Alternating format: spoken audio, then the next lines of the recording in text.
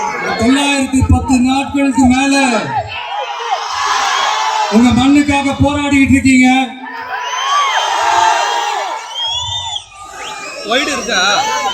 உங்க போராட்டத்தை பத்தி ராகுல் ஒரு பையன், சின்ன பையன் பேசுனதை நான் கேட்டேன்.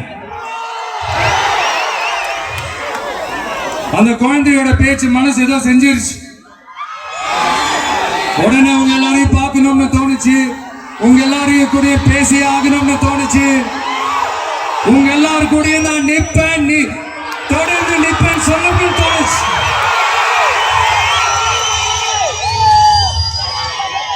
ஒவ்வொரு வீட்டுக்கும் ரொம்ப முக்கியமானவங்க அந்த வீட்டுல இருக்கிற பெரியவங்க தான். அதே மாதிரிதான் நம்ம நாட்டுக்கு ரொம்ப முக்கியமானவங்க உங்களை மாதிரி விவசாயிங்க தான். அதனால உங்களை மாதிரி விவசாயிகளோட காலடி மண்ணை தொட்டு கும்பிட்டுதான்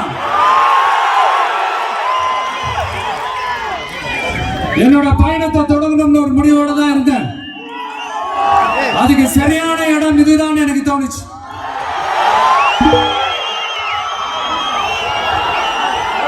என்ன உங்க வீட்டுல இருக்கிற ஒரு மகனா என்னோட கள அரசியல் பயணம் உங்களோட ஆசீர்வாதத்தோட இங்கிருந்து தான் தொடங்குது. நம்மளுடைய முதல் மாநில மாநாட்டுல நம்ம கட்சியினுடைய கொள்கையை பத்தி நான் எடுத்து சொன்னேன்.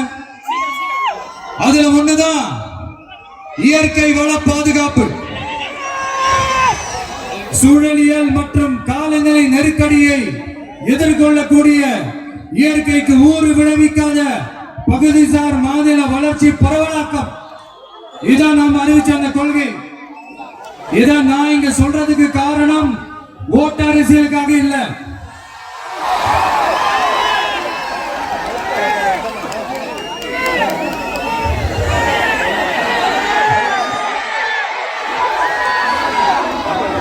இன்னொரு தீர்மானம் அதே மாநில மாநாட்டில் நான் சொன்னேன்.